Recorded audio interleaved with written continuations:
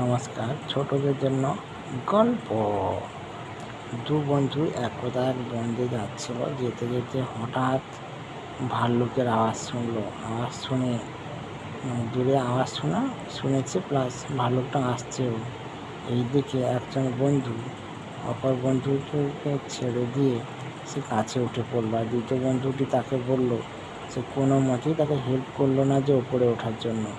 তারপরে কি করলো দ্বিতীয় বন্ধুটি, সেখানে হঠাৎ সে রাস্তার আর বনের মধ্যেই বলুন, সেখানে সে শুয়ে পড়লো। একদম টান টান করে শুয়ে পড়লো, নিঃশ্বাস প্রশ্বাস সব একদম অফ করে দিয়ে শুয়ে পড়লো।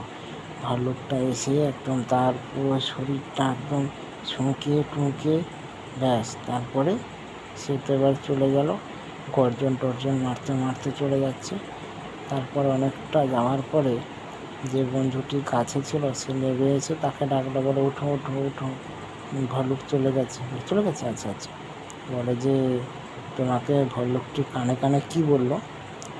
বললো যে যে বন্ধু উপকারে কাজে লাগে না সেরকম বন্ধু থাকাচ্ছে না থাকাই ভালো।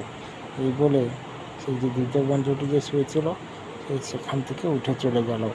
আর প্রথম বন্ধুটি থাকলো মানে সেও তার মতো গেল। এবার এখান থেকে আপনি কী বুঝলেন? আমার আগের যে মোটিভেশনাল চ্যানেলগুলো ছিল, যে একার